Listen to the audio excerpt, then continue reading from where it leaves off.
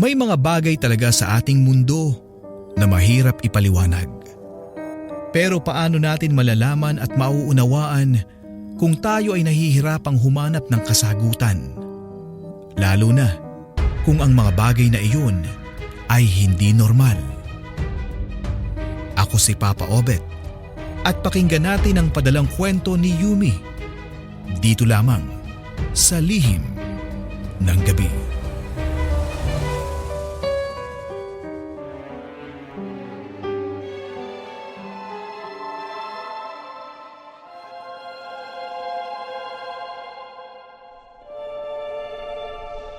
Isang mapagpalang araw sa inyo, Papa Obet. Tawagin na lang pala ninyo ako sa pangalang Yumi. May ibabahagi akong karanasan. Creepy experience ko ito noong December 23, 2023. Sa mismong petsang iyan, may naganap na Christmas party sa buong angkan ng family ko sa mother side. Every year kasi kaming nagpa-party-party. And as usual, umuwi kami sa probinsya sa bahay ng Lola Aurora ko kung saan gaganapin ang event. May kalakihan ng bahay ni Lola. Yung bahay na ang estilo ay noon pang unang panahon, noong panahon ng mga Kastila. Sa mga ninuno pa talaga ni Lola ang bahay na ito at naipasa lang sa kanya. May malawak at konkreto itong bakuran. Sa loob ay mapuno at may garden sa likod na hindi naaalagaan. Sa madaling salita, mayayabong na ang mga halamang ligaw roon at madilim gawa ng walang ilaw. Naging bongga ang party na sinisimulan pasado 5:00 ng hapon. Naging mahaba ang opening ng party kasi marami pang cheche bureche ang mga tsuhin at tiyahin ko sa kanilang opening speeches. Sa sobrang haba ng kanilang pagsasalita, naiihina ako kung kaya't nagpaalam ako kina mama at papa na magsi-CR lang. Magkahiwalay ang kusina at ang mismong bahay.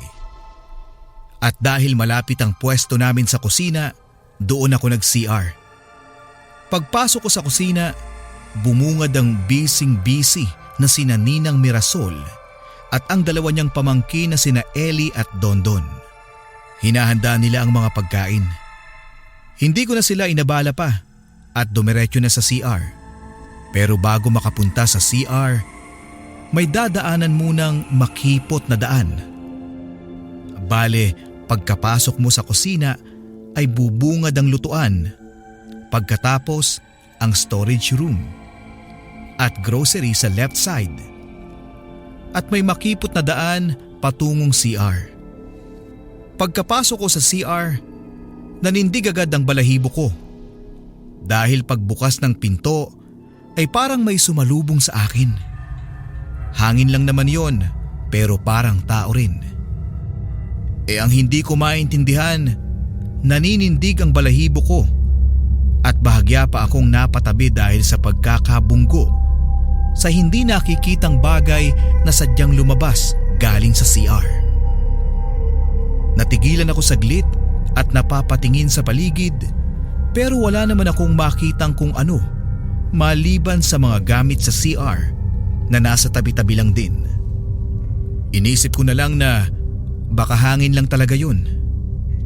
Iyon na nga. Nakaupo na ako sa toilet bowl at umiihi. Hindi ko na isinara ang pinto dahil nakakasuffocate sa bahaging iyon sa sobrang kipot ng espasyo. Wala nang masyadong hangin ang nakakapasok pa. Habang hinihintay na mailabas ang lahat-lahat, hindi ko sigurado kung pinaglalaruan ba ako ng sariling paningin dahil ang toilet paper na nakahilera sa gilid ay kusang gumalaw. Padahan-dahan ang galaw nito hanggang sa natumba na talaga ang buong pile. Nakaharang na ito sa daan at dahil nakasilid pa sa plastic, naharangan talaga ang buong daan pero may konting space sa ibaba at sa may kanang banda. At buhat sa isang maluwag na spasyo sa ibaba, may napansin akong paa. Maliit na paa na sobrang putla. Ilang segundo ko lang yun nakita at nawala rin agad. Kinusot-kusot ko pa ang aking mga mata sa aking pagtataka. Kinakabahan ako ng mga oras na iyon kaya't nagmamadali na at inayos ang pile ng toilet paper at saka mabilis ang mga hakbang na lumabas. Pagdating ko pa sa kusina, tinignan ko kung may bata ba. Baka kasi mamaya may naligaw na bata na gustong mag-CR at hindi nakaraan kanina dahil sa pagkakaharang ng toilet papers. Pero wala. Tinanong ko na rin si Nanang Mirasol kung may bata bang pumasok sa kusina. Sabi niya, wala raw dahil bawal ang bata doon. Tumango na lang ako at bumalik na sa bakuran kung saan nagsisimula na ang salo-salo. Katulad pa rin sa isang party, may kumustahan, usapan, kwentuhan habang kumakain. Ang mga lalaki naman katulad ni na Papa at mga tiyuhin ko ay nasa tabi at nag-iinuman. Pagkatapos sina Mama at ang mga tiyahin ko at mga babaeng relatives ko ay nagte-take ng pictures. Tapos kaming magpipinsan, hindi na kumain at dumiretso na lang sa sayawan. Minsanan sa isang taon lang kasi kami magkakasama-sama, kaya nilubos-lubos na namin ang saya. Habang nagsasayawan, hindi talaga mawawala ang recording video. Video rito, video roon. Pagkatapos, picture dito, picture din doon. Habang nagpi-picture kami, napapansin kong sa may kanang bahagi ko, parang may nakatayo na kasing tangkad ko lang din.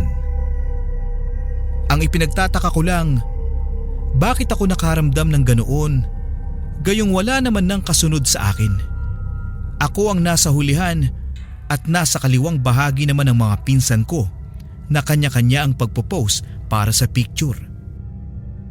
Binaliwala ko muna kasi mas nakafocus ako sa pose at sa camera. Pagkatapos makakuha ng maraming shots, naramdaman ko ang unti-unting pagkawala ng presensyang iyon na para bang naglakad papalayo. Binalingan ko agad ng pansin ang kanang bahagi ko at mas lalo akong naguluhan dahil wala naman akong nakitang kung sinong naglalakad papalayo mula sa amin. As in wala talaga. Kasi ang kinalalagyan namin ay medyo distansya na sa mga nakikiparty. May sarili kasi kaming tugtugan at nakakahiyang makisalo ng speaker sa mismong event. Hindi naman masyadong malayo ang kinaroroonan namin. Siguro mga 30 hakbang lamang. At dahil wala nga akong makitang kung sino, hindi ko na iyon pinansin, Papa Obet. At nang magsawa na sa sayawan, bumalik na kami dahil nagsisimula na rin ang mga palaro. Ang unang palaro ay ang trip to Jerusalem. Unang round, 10 upuan at 11 ang sumali. Isa na ako roon. Nang magsimula ang first round, sa paghinto ng tugtugin, nagmamadali akong umupo sa monoblock na upuan na nasa harapan ko. Pero ewan ko ba, kasi sa halip na sa upuan ako maupo, dumiretso ako sa sementadong lupa. Nagtatakang napatingin ako sa upuan na naupuan na ng pinsan ko. Hindi ako nakagalaw agad dahil sa pagkakabigla. May tumulak sa akin nang tinangka kong maupo sa upuan na iyon. At sa pagkakatanda ko, ako lang ang nagka-interes na maupo sa upuang iyon noong una. At napaka-imposible na pinsan ko ang tumulak dahil nakita ko pa silang nag-aagawan sa ibang upuan. Sa upuang iyon, ako lang talaga ang lumapit kaya ganoon na lang ang pag-iisip ko sa kung sino ba talaga ang tumulak sa akin. Nasa gilid na ako noon kasi out na ako sa game. Natahimik na rin ako at kinabahan dahil pumapasok na rin sa isip ko ang mga katatakutan na pelikula at paranormal na napapanood ko.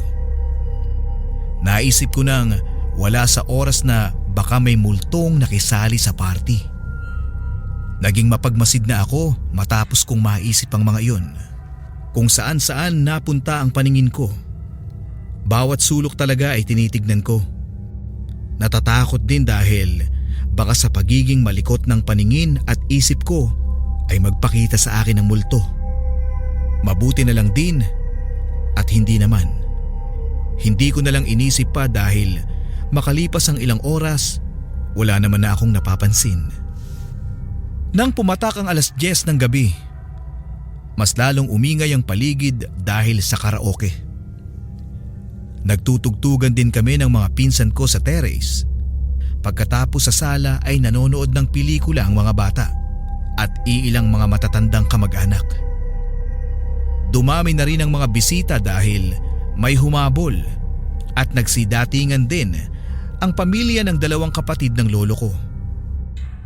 Habang nagkakasiyahan kami, nag-excuse ako dahil naiihi na naman ako. Sa kusina ulit ako naki-CR dahil may gumagamit sa banyo doon sa may bahay.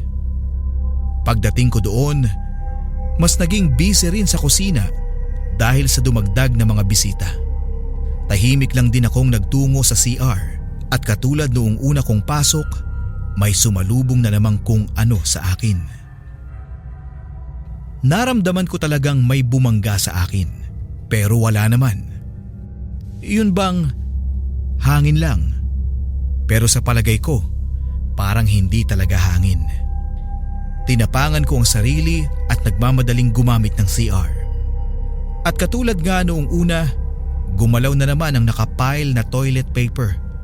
At ilang sandali pa ay natumba at humarang na naman ito sa daan. Pagkatapos ay may mga magagaang yabag na papalapit sa mga toilet papers na natumba. At napansin ko na naman ang maputlang pares ng mga paa na ilang sandali lang din ay nawala na lang bigla. Medyo lumamig na rin ang hangin ng mga oras na iyon at bumigat ang aking pakiramdam. Saktong tapos na ako sa paggamit ng CR at papalabas na ako. Biglang nagsara ang pinto. Napatalon pa ako sa lakas ng pagkakasara na para bang sinasadyang pabalibag na isara. Napatakbo na rin ako at bago pa man makarating sa kusina, may nabangga akong kung anong hindi ko nakikita. Para siyang namumuong hangin. Hindi ko na talaga napigilan ang sarili at napasigaw na ako. Nagtaka naman si Nanang Mirasol sa pagsigaw ko. Tinanong nila ako kung anong meron. Hindi naman ako makasagot dahil hindi ko naman talaga alam kung anong nangyayari. Sinabi ko na lang na nagulat lang ako sa biglaang pagdaan ng ipis. Bumalik ako sa bahay na may namumuong pawis sa noo. Nanlalamig na rin ang mga kamay at ang aking mga paa. Nagtataka na rin ang mga pinsan ko dahil sa biglaang pag-iba ng ekspresyon ng aking muka. Maputla at pawisan na kasi ako sa mga sandaling iyon. Sa sobrang gulo ng isip ko, sinabi ko na lang na sumama ang aking tiyan. Hindi na ako nakasali sa kasiyahan at umakyat na lang sa kwarto sa 2nd floor. Nandoon din naman ang Kuya Smith ko, natutulog. Naupo ako sa upuan na malapit sa bintana. Sakto namang nandoon ang kamera na ginagamit namin sa pagpipicture-picture kanina. Wala akong ibang maisip na gawin kung kaya tinignan ko na lamang ang mga kuhang litrato. Unang litrato, normal na larawan ang lumabas. Pangalawang litrato, normal lang din. Pangatlo hanggang sa sunod-sunod ng mga litrato ay okay naman. At nang mapunta na ako sa kasunod na litrato, lumabas ang litrato namin ng mga pinsan ko at bigla na lang akong namutla nang makita ang nasa kanang bahagi ko. Isang babae na may buradong muka. Hindi ko rin sigurado kung ano ang suot niya dahil burado rin. Kapantay ko ng tangkad ang babae at may kahabaan ang kanyang buhok. Hindi ko lang makilala dahil hindi malinaw ang kuha niya. Sa litrato na iyon, tanging siya lang ang hindi malinaw. Tinignan ko pa ang mga kasunod na litrato na andoon pa rin ang babae sa tabi ko at malabo ang pagkakakuha sa kanya. Sa sunod pang litrato, medyo lumilinaw na ang suot niya, maliban na lamang sa kanyang muka. Naka-blouse siya na mayroong pulang rosas sa bandang kaliwa ng dibdib ng damit. Nagmamadali akong dumungaw sa bintana at hinanap ang babaeng iyon. Makikita lang naman mula sa bintana ang mga bisita at mga kamag-anak na kasali sa party. Lumabas pa talaga ako upang masigurado ito. Inisa-isa ang mga tao pero wala akong mahanap na babaeng may ganoong suot. Tinanong ko rin si Manong Juan at Uncle June na silang naka-standby sa gate. Wala rin daw silang napapansing may ganoong suot na dumaan doon. Si Nanang Mirasol, tinanong ko na rin.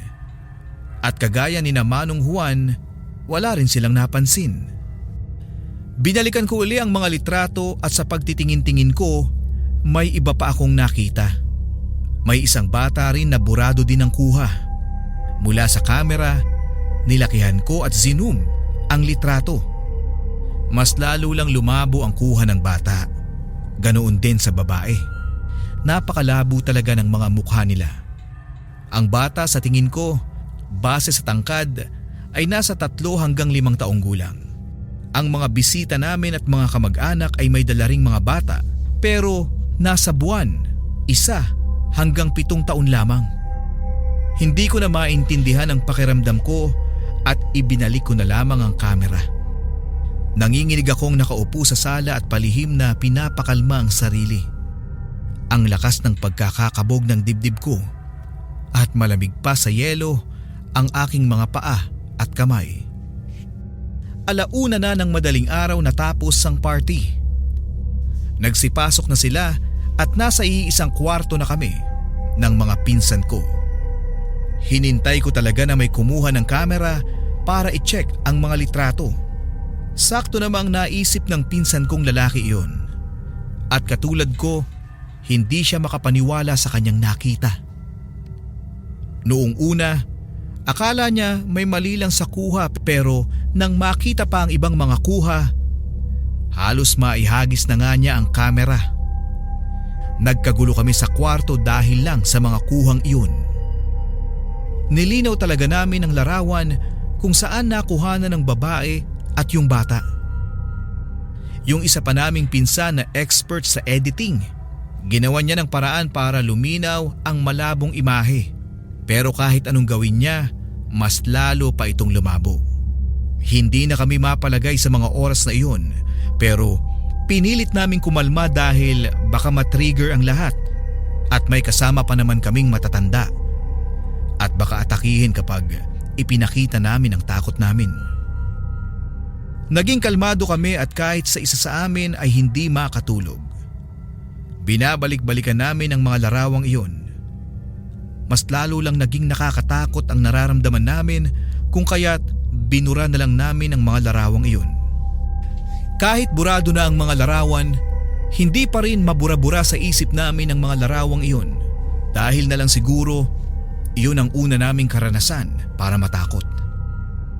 Maging sa mga araw na ito, nananatili lang sa aming magpipinsan ang mga pangyayaring iyon.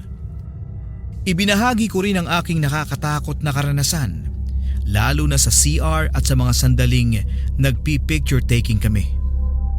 Hindi na rin namin ito nabigyan pa ng pansin dahil kinabukasan, December 24, nagsibalikan na sila sa Bacolod, ang mga pinsan ko. Kaya naman ang pamilya ko ay bumalik na rin sa amin para ipagdiwang ang Pasko sa mismo naming bahay. May naiwan naman sa bahay ni Lola Aurora, ang pinsan kong si Gilly na nasa abroad ang mga magulang. Tawag naman siya ng tawag sa akin dahil hindi pa rin niya makalimutan ang nangyari. Pero pasalamat din kami dahil wala namang ibang nangyari pa pagkatapos noon. Doon lang talaga sa party nagpaparamdam kung sino-sino ang mga multong iyon Yun ay kung multo nga sila.